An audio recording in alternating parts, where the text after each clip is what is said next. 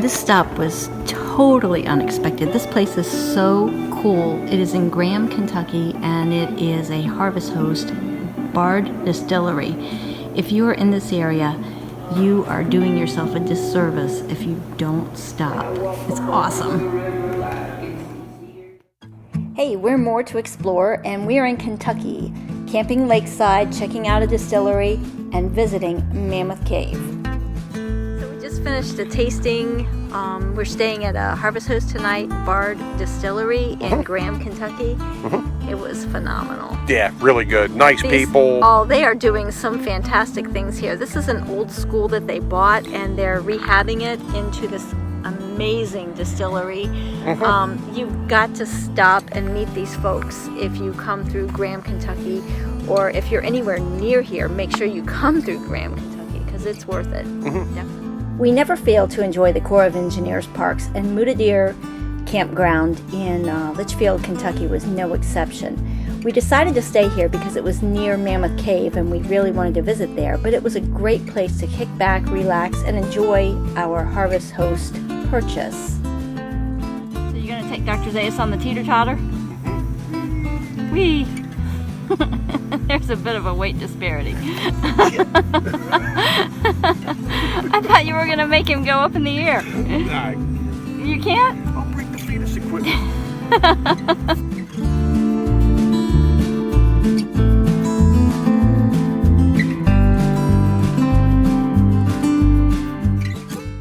These trees are kind of like cypress trees.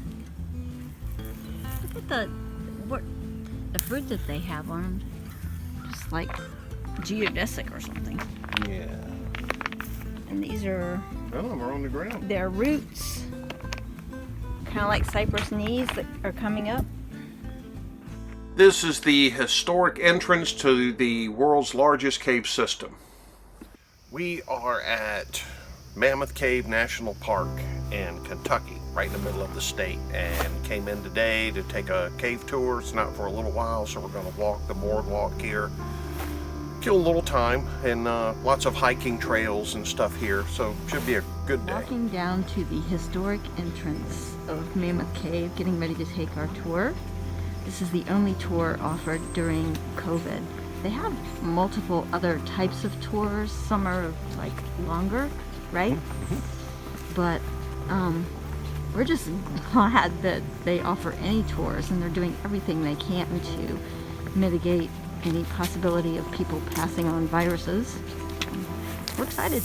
As we head into the cave system, we wanted to just share a little bit of what the park rangers there shared with us. This is an area where they're basically making one of the key ingredients for gunpowder. It's called saltpeter. Saltpeter is a crystal. It's called potassium nitrate, and that crystal is actually in the sediment on cave floors. So we had what was called saltpeter mining. When you think of mining, don't think about people chipping away at rocks with sledgehammers and pickaxes. Think about people taking big carts that were driven by oxes to gather up dirt in the far reaches of the cave, and they bring it back to the central room called the rotunda. You have these square boxes here that are called vats. And basically what they do is they use wooden pipes, actually hollowed out tree trunks, to bring water into the cave. They poured the water through the sediment in these boxes, and in the bottom there, you're seeing kind of like these little logs here that are all split up. That's a filter. So they're creating gunpowder. And I want to ask you folks, around the early 1800s, why is it important for the American people to have a ready supply of gunpowder? What's going on around them? Do you folks know over there what's the next war that comes after the American Revolution? Say that one more time. War of 1812. War of 1812. For simplicity's sake, we're going to call it the American Revolution Part 2. Okay, and I apologize if I'm oversimplifying it. But basically, the British come back because they're not very happy with how the American Revolution went.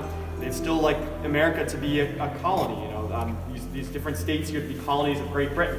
So we have to fight Great Britain. The problem is that we don't have a ready supply of gunpowder because Britain has put us at a disadvantage.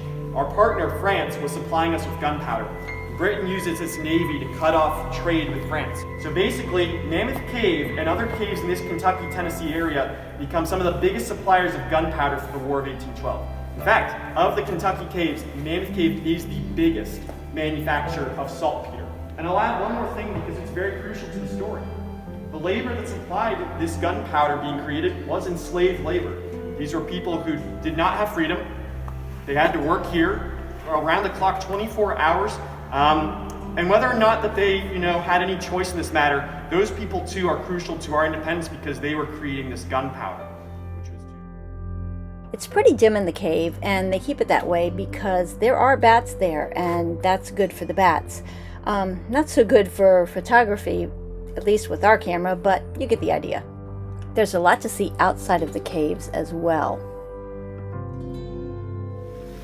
This is the River Styx spring, and the River Styx is what? Goes into the cave. Flows under it, right? Yes, actually flows under the cave. We are at it's actually a giant sinkhole. The roof of the cave has collapsed and this crater formed. I mean, normally this would be a chamber within the cave system, but this is really amazing. So, Mammoth Cave became a national park in 1941. The fine folks of Kentucky wanted to share this treasure with the nation, felt like it was on par with such treasures as the Great Smoky Mountains and Shenandoah National Forest. It played a role in securing our nation's freedoms. Oh yeah. Back in, With the mining of the minerals to make the saltpeter, to make the gunpowder. Yeah, to keep the British from thinking, well, the Revolutionary War really was just not going to count. So it's been a fascinating visit. Tune in next time. You might hear Lori say, I thought we had more bourbon left from that harvest host, Dave. I saw the cat drinking it. Yeah,